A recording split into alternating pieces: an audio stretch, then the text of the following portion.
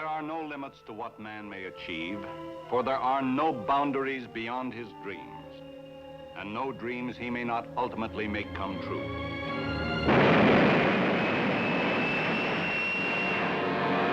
Destination, space.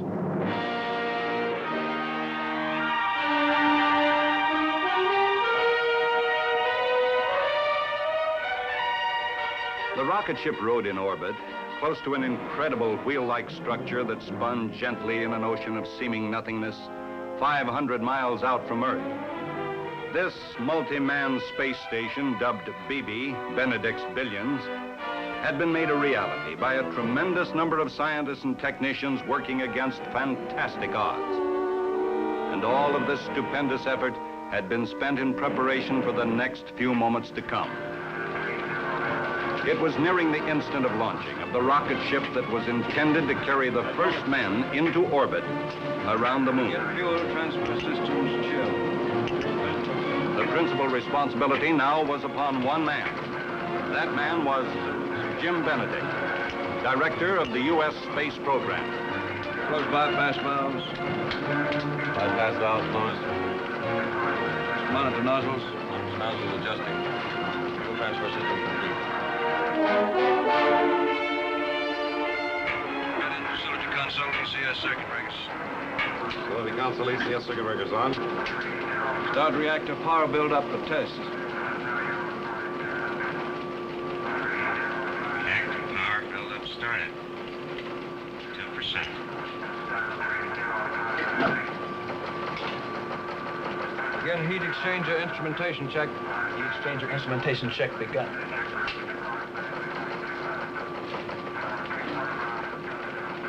Advance reactor power to 10% criticality. Reactor power advanced to 10% criticality.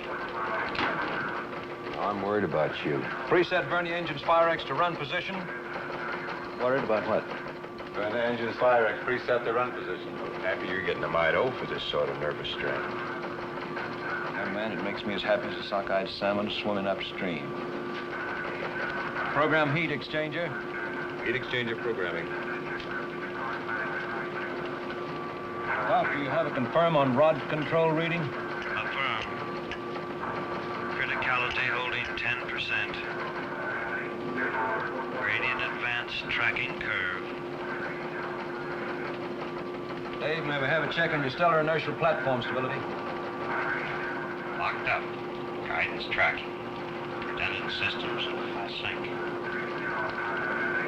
May we have a report from tracking stations?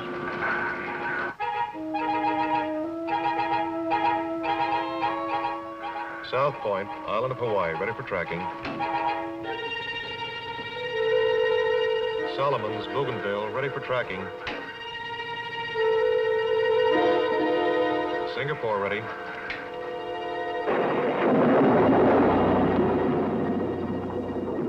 Ready at Nairobi, Kenya. Jodrell Banks, Manchester, England, ready.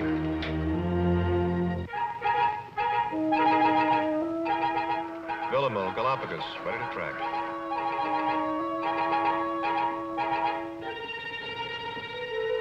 Barrow, Alaska, standing by, ready for tracking. This is ground communication control. Dr. Andrews is ready. Dr. AA, do we have a confirm on manual override? Pre-programming vector to target on alternate emergency intercept courses. This is Dr. Andrews. Confirmed programming. A, Alpha, B, Bravo, C, Charlie, D, Delta.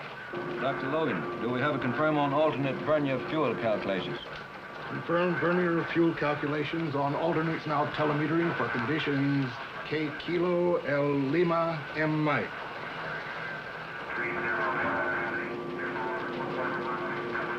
Pressurize main mercury tank. Main mercury tank pressurizing.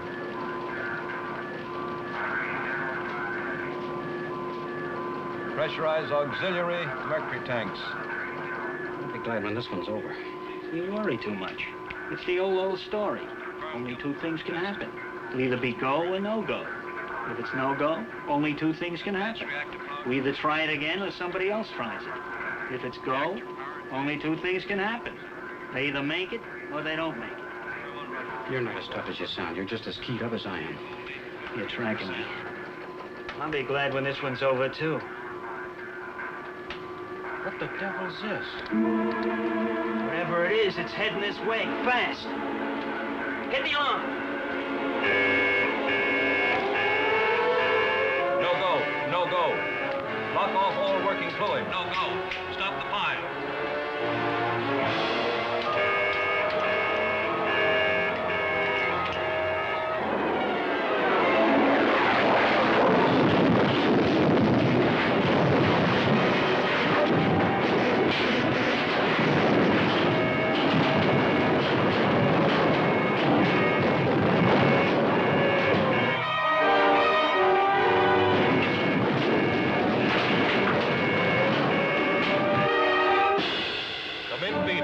Come in, baby. This is ground communication control. Over. We've lost contact. GCC calling baby. This is Captain Schramm aboard rocket ship. BB in collision with meteoroid. Stabilize orbit. Stabilize orbit.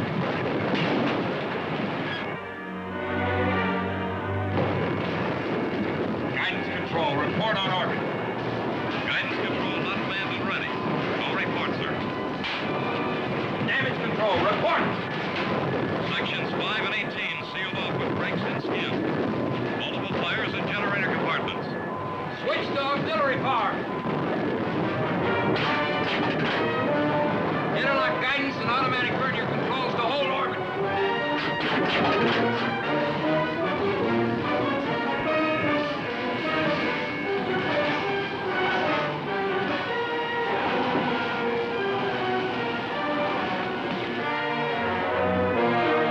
GCC calling baby. GCC calling baby. Come in, please. BB is pitching wildly, but seems to be sustaining orbit.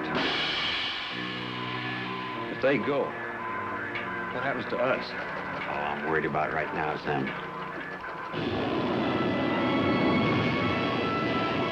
Hey! Dolph!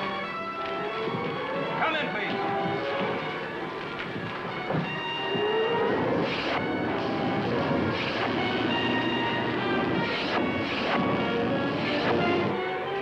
Benedict, rocket ship. Dolph, Dave, come in. Can you hear me? Come in, please. Okay, here, Jim. How about you? Some damage, but I think we're going to be all right.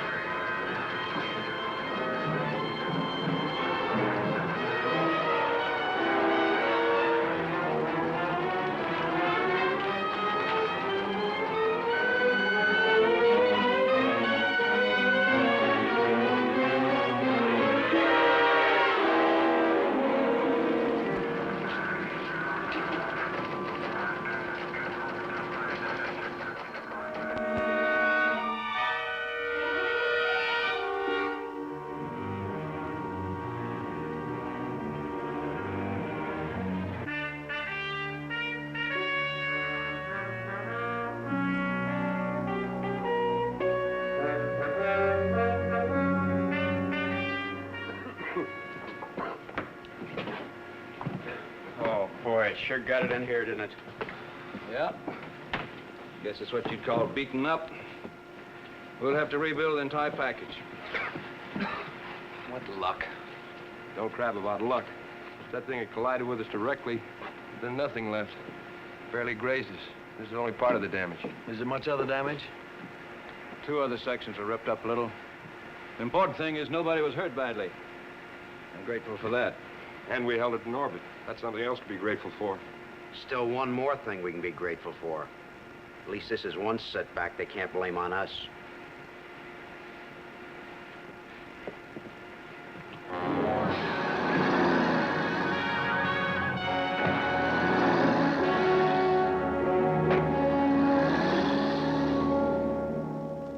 As director of the space projects, Benedict has done a great deal.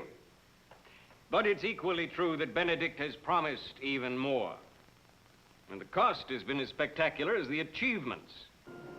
Now we even wonder if that space station, popularly dubbed BB, or Benedict's billions is actually practical at all. Have Benedict and his experts realistically faced the hazards involved? Or have they been whistling in the dark? I could happily choke a guy like that. He's entitled to voice his opinion. He's making a lot of noise trying to get himself some headlines. He and people like him couldn't help the enemy more if they were paid agents. Listen to you two, you'd think that we were heroes to everybody but the politicians. From all report, the bulk of the press has been equally hostile all week. The prices we're costing them, they want success, not failure, regardless of cause. Excuse me, sir, but Washington is on the radio phone for Dr. Benedict. The communications officer said to tell you it's the White House.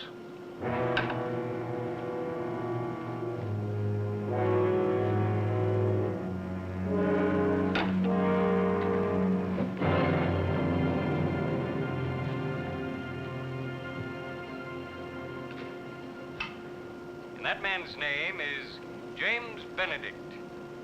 It's time the entire matter is investigated and reappraised. And it's my intention to have James Benedict subpoenaed by a special senatorial investigating committee on space.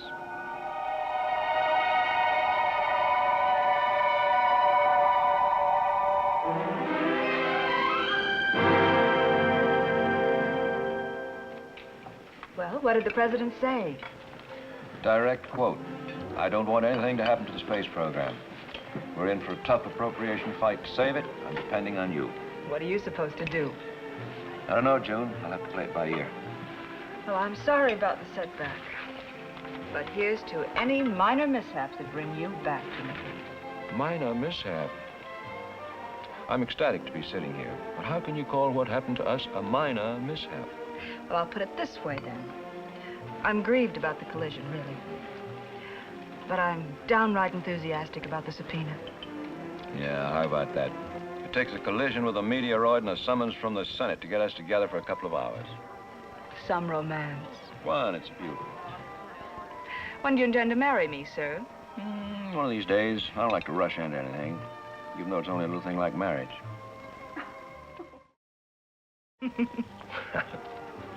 You know, I'm acquainted with literally hundreds of people. And I have to fall in love with a man who lives in an orbit. Guess you're just lucky. I spend half my valuable time looking up into the sky, wondering how you are. Wondering when I'm going to see you again. At night, when the stars are out, that's when it's the worst. That's when you seem so far. It's funny, but with me, it's just the other way around. I look down at the Earth, spinning slowly beneath us, and it seems so small. All the places on it seem close together. Sometimes I can even pick out this city. It seems like you're right below, and so very, very near. Must be beautiful. It's indescribable. I wish I could show it to you. Maybe someday. Maybe. What you do is so important. I wouldn't have it any other way. I'm very proud of you. I'll be glad, though, when you're back to stay. I hope you don't mind. I invited Kim to join us for Dave's sake. Of course I don't mind. Hi, Jim. Hello, Kim. Oh, Jim, gee, it's wonderful to see you. Thanks. You're kind of a stinker. I haven't heard from you all week long. You're never home. I phoned you for 3 days. I tried for hours to get you this morning. Well, that kind of proves that one of us is a fraud, doesn't it? Jim, you really are looking just great. Because I lead such a relaxed life. May I take your order, ma'am? What are you two having? A mixed green salad. Yeah, that'll do just nicely, thank you. You're looking pretty trim yourself, Kim. I've been eating like they were going to prohibit it tomorrow. I have put on 5 pounds. It doesn't show. Oh, yes, it does when I stand up. Oh, come on. Now, stop being evasive. Tell me everything, Jim, because I want to hear it. Well, let's see. Dave's in flawless shape. I don't have to tell you that he misses you. I expect he tells you that on the phone all the time. He's been telling me that he misses me practically since the day we were married. That's kind of the story of our lives, how much we miss one another. Move over, you have company. Well, at least you gals won't get tired of us. Oh. Is that so hilariously funny? Strange, I don't see any humor in it at all. Well, really, Kim, I don't either, but reason to abuse ourselves about it. It doesn't seem to do very much good not to mention it at all, either. I have a feeling that it's going to go on until I'm old and gray. Or until you kill him. Kim, what a terrible thing to say. Maybe, but it's true. The newspapers call you the space project team. You don't seem like very much of a team to me. Dave takes all the risks and you take all the bows. You know you don't mean that, Kim.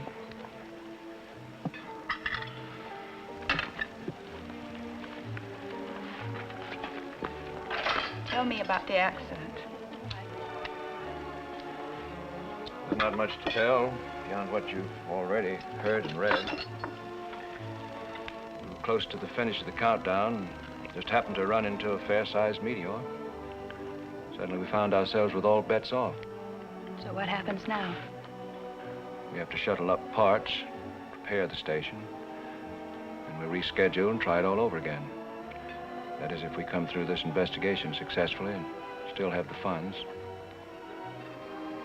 Do you know, when I heard about the collision, I almost died. There was a news flash.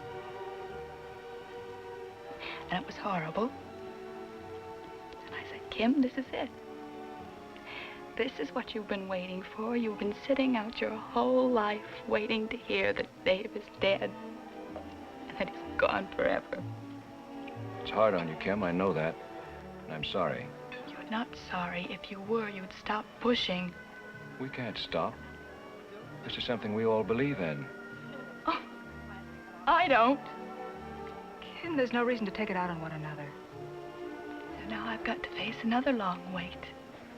While you reschedule things and try again. And then I'll see Dave for a few weeks. That is, if he comes through this. But then there'll be another project. And you'll take Dave away again. But let me tell you something, Jim. I am sick and tired of your being the master and Dave being the guinea pig. And I think deep down he is too. And one of these days, I am going to do some very fancy screaming about it. Kim, it's not my fault. Don't blame me. It was an act of God. In that case, there's nobody to blame but you. Because that's the role that you play.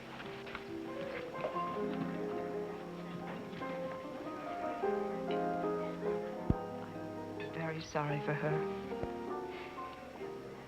So am I. Sorry for you, too. She's quite unfair to you. As if you didn't already have enough trouble, enough to worry about. Well, you know what they say. Them that has gets.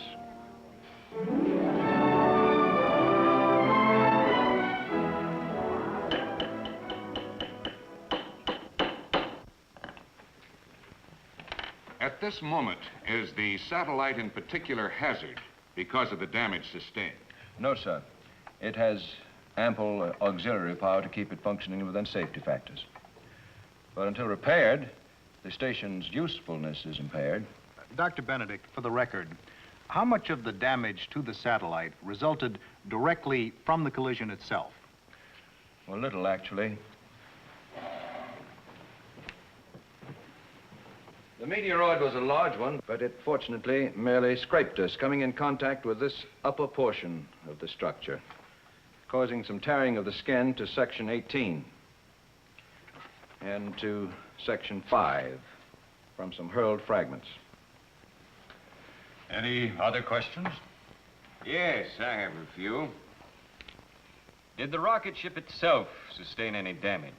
No, Senator, that was not directly involved. The delay in the space projects and the huge added expense, which we can certainly expect to be heaped upon us, are due then purely to the space station being up there. I'm afraid I don't quite understand your question. All right, I'll put it another way. Let's talk about that rocket ship. If it had been designed so as not to be dependent upon the space station, then there wouldn't have been any reason for delaying its attempt on the current moon project, now would there? Inasmuch as the rocket ship is dependent in certain respects upon guidance and safety control from the space station, I would have to regard that question as too iffy. Now, don't try to evade me, sir. You're supposed to be one of our nation's greatest brains. Certainly you should be able to understand this simple question. If the rocket ship were 100% independent of the space station, would there or would there not have been any reason for delaying its attempt to orbit the moon? Well, that, sir, would be in the realm of crystal gazing. Though I hate to admit it, in that field I'm not qualified to answer.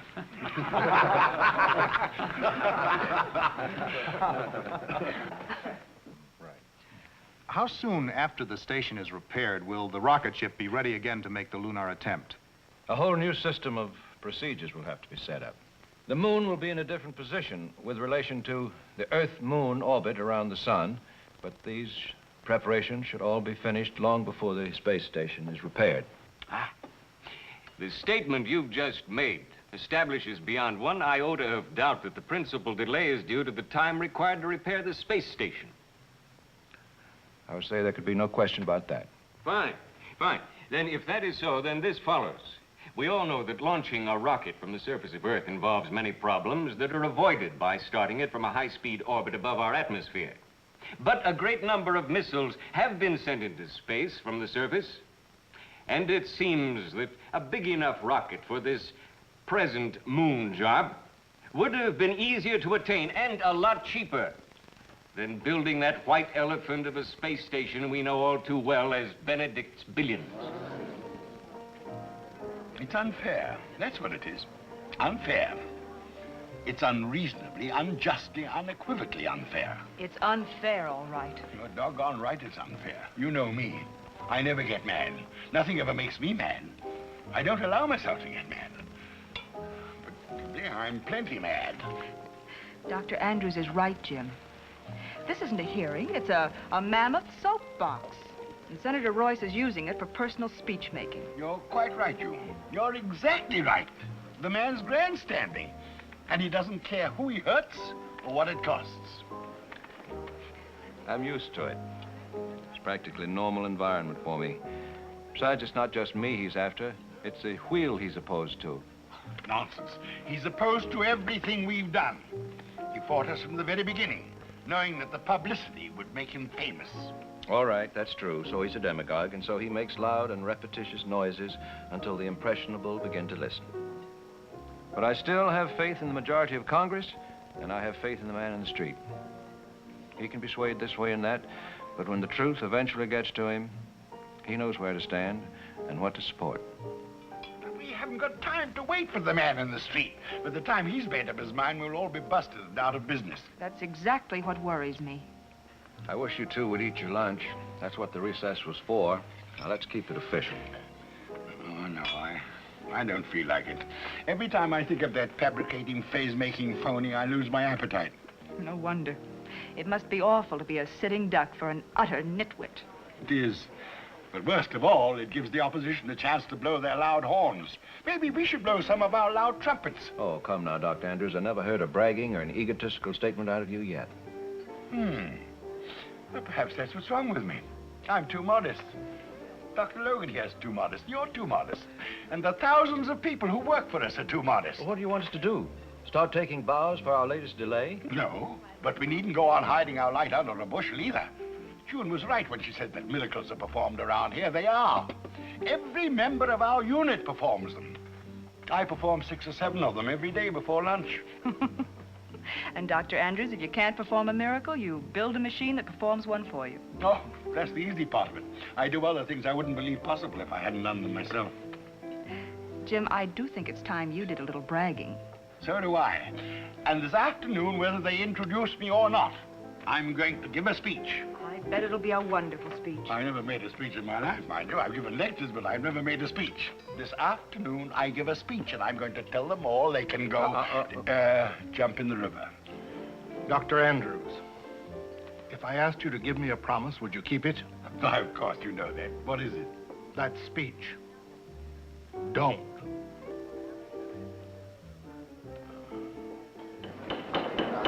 Mr. Chairman.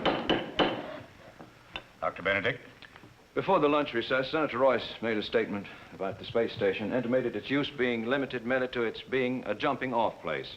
Well, I think it only fair to place in the record a correction to that impression. Proceed. Freed from Earth gravity and atmosphere, the space station is a complex working base from which many highly critical functions are performed.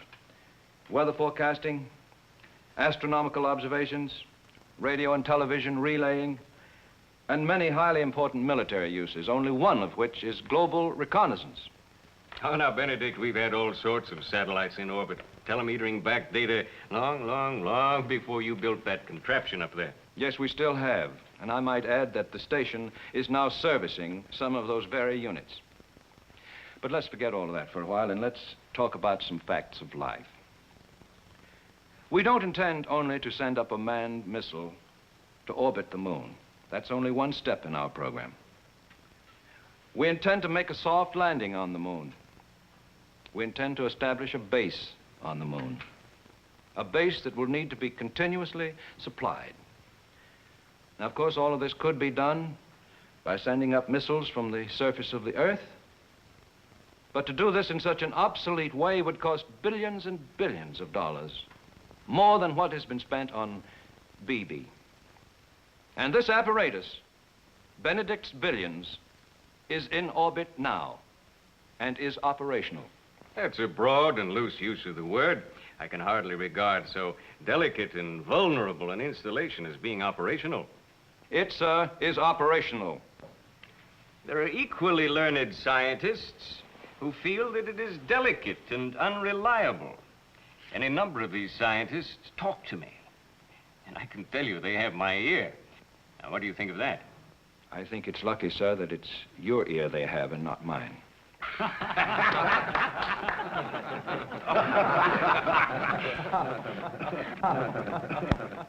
I don't think that this is any time for levity. I'll tell you what I intend to do, sir. I have as scientific advisor Dr. Kurt Easton, whose reputation is unassailable. I'm going to see that he's appointed to return with you as official observer on the station. I think we've arrived at the moment when this committee is entitled to some first-hand reports, which may not necessarily be in concert with yours and your personal organization. And I can tell you the Pentagon better not try to block it. If this committee sees fit to appoint such an observer, I assure you no one will try to block Dr. Easton. And now, sir, I want, here and now, as part of your testimony, an honest and frank appraisal of whatever other predictable hazards the space station really faces. Sir, there are any number of hazards and dangers, ranging all the way from radiation to innumerable possibilities of mechanical failure. But if you demand my frank appraisal of what I consider to be the greatest danger, it's the vacillation, the continuing swings of certain sections of public opinion. From the earliest days at Cape Canaveral, when we were first trying to outdo the first Sputniks, many people have teeter-tottered between anguish and triumph. Whenever the enemy made the slightest advance, loud voices proclaimed that we should beat them at all cost. And whenever the slightest gain was made, this unfailingly was followed by periods of apathy or complacency. And through it all, a few kept up the weeping and the wailing over the cost of survival. And there have always been political opportunists ready and waiting to grab a headline by jumping on the crest of each wave, whether it be one of enthusiasm or one of despair. Those of us on these projects are well aware of our responsibilities. And we recognize the value of committees such as this one, calling us in from time to time for a reckoning. And it's good that they take us to task and keep us on our toes. It's of little importance whether one by the name of Benedict bears the principal responsibility or someone else. I do not speak for myself, except to say that if I seem to be failing, I should be replaced immediately. But let us make up our minds once and for all whether we want an all-out space program or not. And if we decide that we do, as I pray we will, then let us remain constant to that purpose. And in the name of the future of our country, let us stop being like a changeable wind, blowing hot one day and cold the next. Instead, let us go forward in the American way, pioneering new frontiers without fear, taking pride in accomplishment, yet facing dangers and disappointments with resoluteness and without qualms and complaint.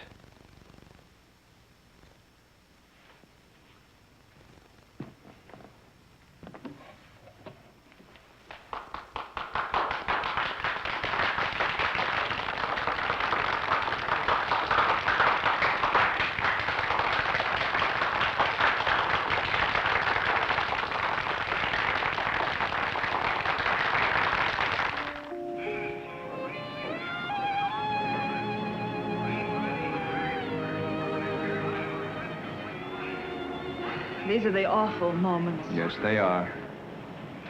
I'll be thinking of you every second. And I, you. Good evening, Dr. Easton. Hi there. Dr. Easton, may I present Miss Kramer? Hello, Doctor. Delighted, Miss Kramer. Dr. Easton's going with me to the wheel as an observer. They told me I could get on down and climb aboard. Yes, I'll join you in just a few minutes. This is quite a night for me. I've been around a lot of rockets in my day, but I've never ridden in one. I'm not ashamed to say that I'm beginning to feel the full throes of panic creeping over me. Well, it's pretty dreadful for a man to attain the age in life that I have and face up to the fact that he might be a weak-kneed, quivering coward.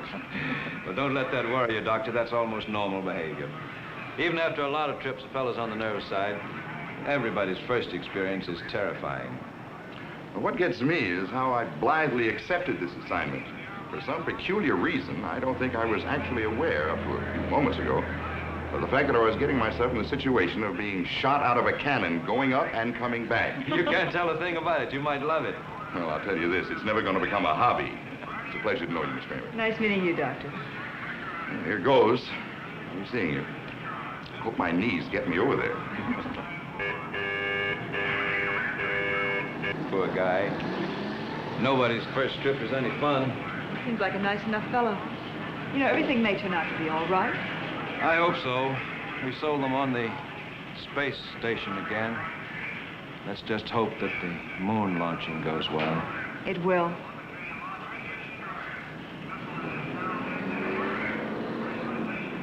We won't be leaving for hours yet, probably not until after sunrise. Maybe it would be better if you didn't wait until we launch. Would you mind awfully? I can't stand to watch you get into that thing. Oh, it's not so bad. So long, fella.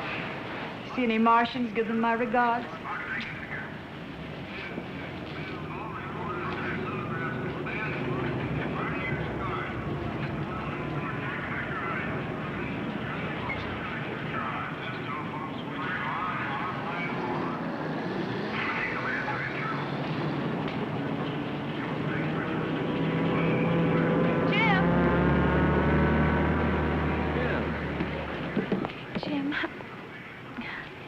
I don't know what to say to you.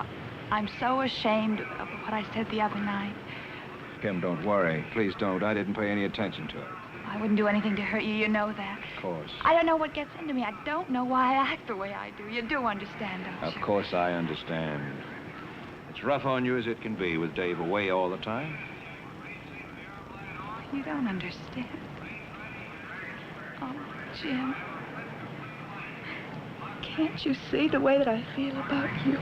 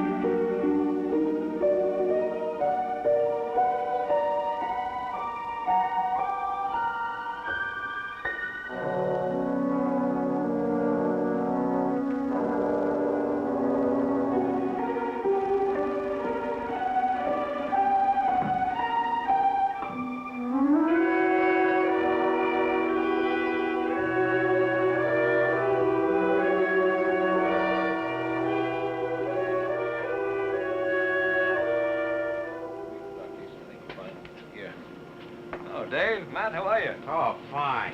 You look great. Thanks. Good to have you back, Jim. Thank you. I'd like you to meet Dr. Kurt Easton. Colonel Matthews, ship commander, my associate Dave Rimmel. Welcome aboard, sir. Thank you. Nice How to do know you you. do? How do you do?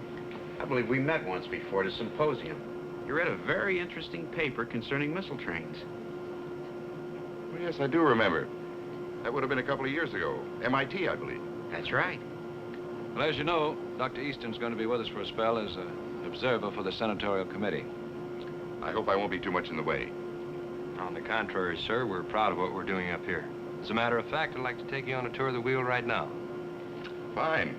I'm anxious to see all of it. Well, I'll meet you in a little while in the control complex. Good. See you.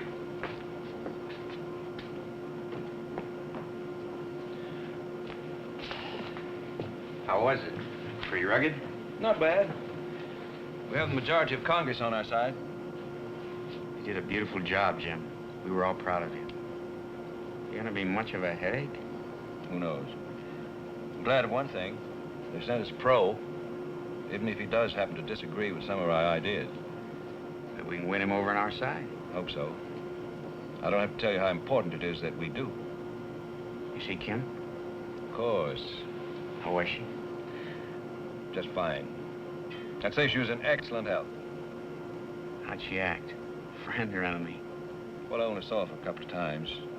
First time, she was a little feisty. But the second time, she was warmer. Great. She's gonna end up loving you.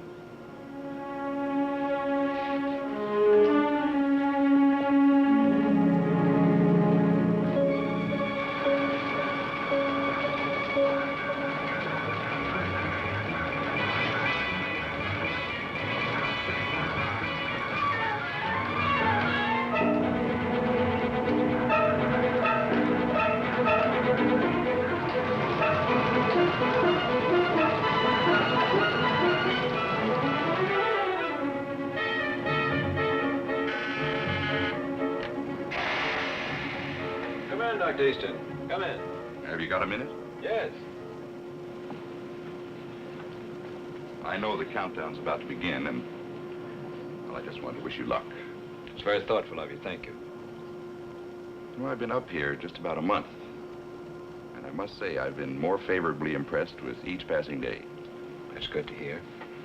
Well, it's funny in a way. You know, quite frankly, I expected just the opposite. I rather anticipated that I'd not approve of nothing.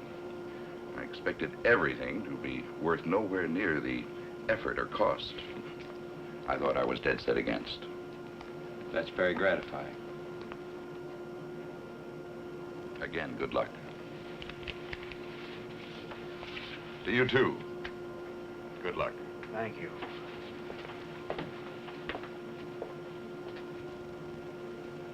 Well, we're ready, Jim. We're about to get over the rocket. Take good care of yourself, baby. Don't let anything happen to you. I'll try, believe me, I'll try. I'll go down to the airlock with all of you. Jim. Yeah? I know I'm repeating myself. Stop worrying about Kim.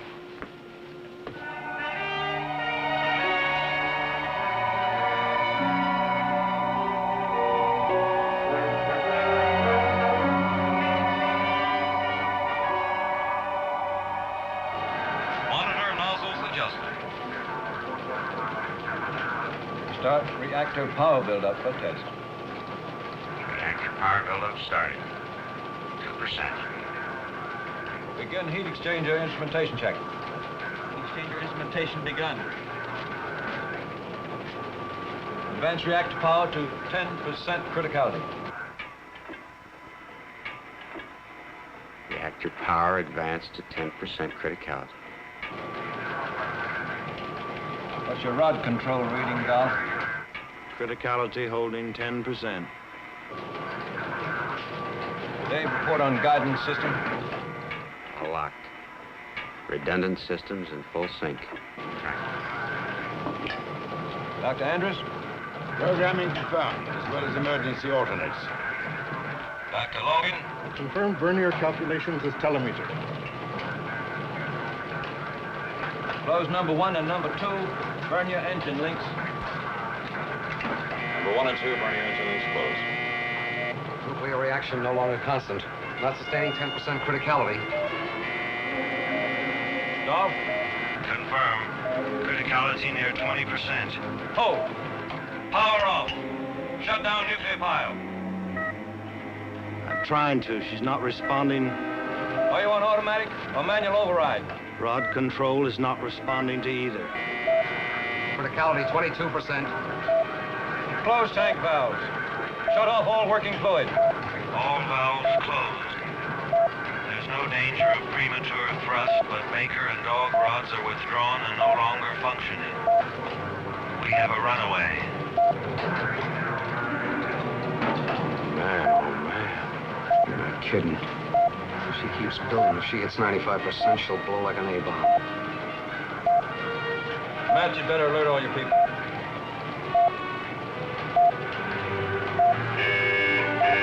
Attention, all ships company. Attention. This is Colonel Matthews speaking. We're faced with the possible nuclear explosion of the rocket ship. All personnel man emergency stations. Man emergency stations. Secure all compartments. Secure all compartments. Damage control party, stand by. What's your guess, Dave? I'm trying to figure. Seems like it's got to be something in the servo linkage. 24. We've lost pressurization and thermal control in Charlie component. Jim? Can you give me a reading of pressure and temp in Charlie component? Sergeant? Pressure and temp lost in Charlie. That's your trouble. The servo linkage will be broken in that area. Criticality 26%. Got to get that pile closed down, and there's no way of doing it while those rods are out. No way until we know exactly what's fouled up. 28%. Those are secondary servo units in that component. They activate the pneumatic system of the reactor. I can climb in there through the central column if we got enough pressure. Damage control, manned and ready. I'm afraid that may take too long. I've got to try it. Guidance control, manned and ready. Go ahead. Pressure and thermal control, manned and ready. If that rocket blows up, it will blow us up too. We're at a calculated safe distance. It'll probably rock us. We'll probably lose orbit, but we'll probably live. Is that all you're worried about? I didn't say that. I'm not exactly enjoying it. 30%. Gradient increase accelerating. Dave made up his mind. You couldn't have stopped him. The hotter that pile gets, the faster she'll keep building. They can run out of time all at once. They know that as well as we do.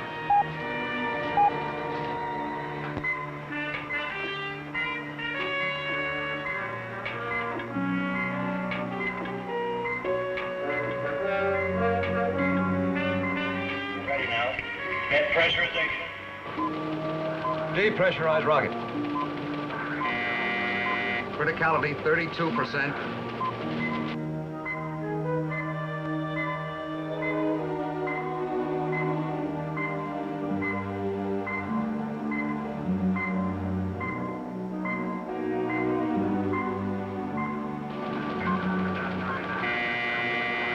%.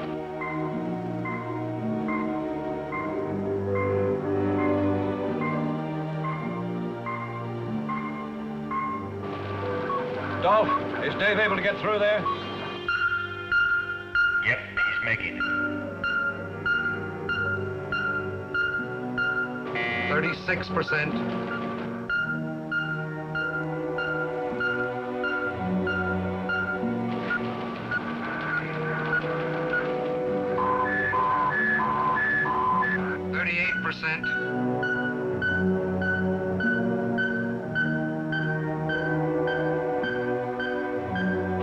Criticality 40%.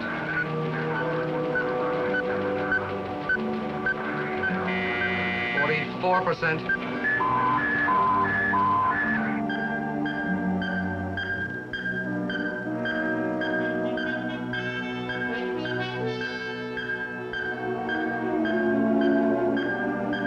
Criticality 48%.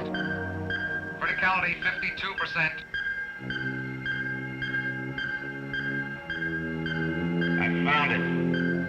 I found it. A small bleed-off duct of a hydraulic conduit burst. Fluid blew out in globules, froze against one of the servo units of the rod activator. It's jammed with ice. Can you free it? I'll need a finer instrument so I don't foul it up. I'll get it. At the rate the pile's building, she'll explode before you can accomplish anything. I can make it. No, I don't want you to try it. I want you all to abandon the rocket. How far can we walk in the next 30 seconds? Where do we go?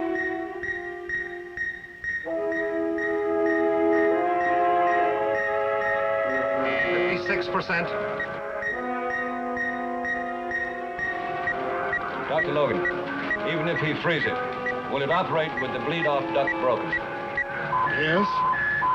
If you can free it, the servo will work. The bleed-off duct has nothing to do with the rod control.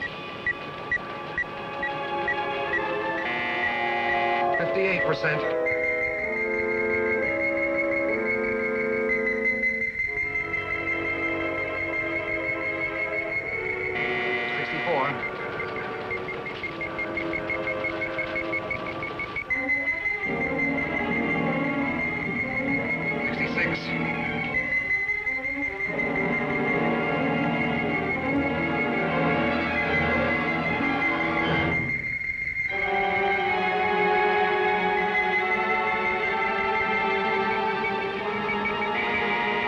Criticality is 70%.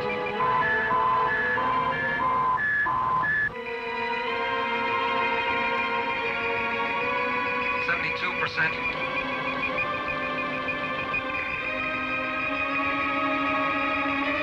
Now, get back to the controls. Let me know if I free it.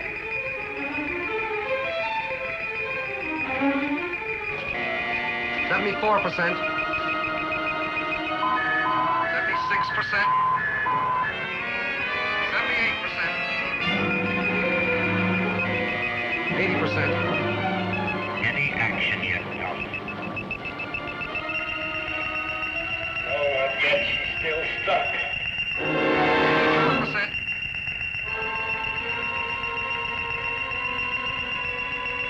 88%.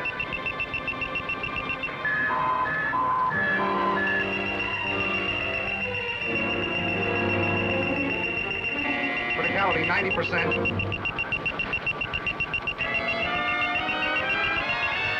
Beginning to function. She's beginning to function. Criticality 92%. Criticality 88%.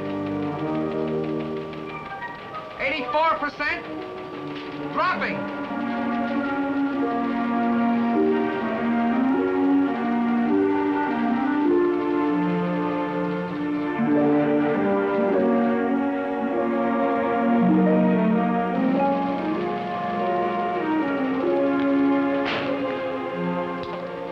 What's the matter with you? More delay. Another month. You're right. But it's a month that Dr. Easton can help explain.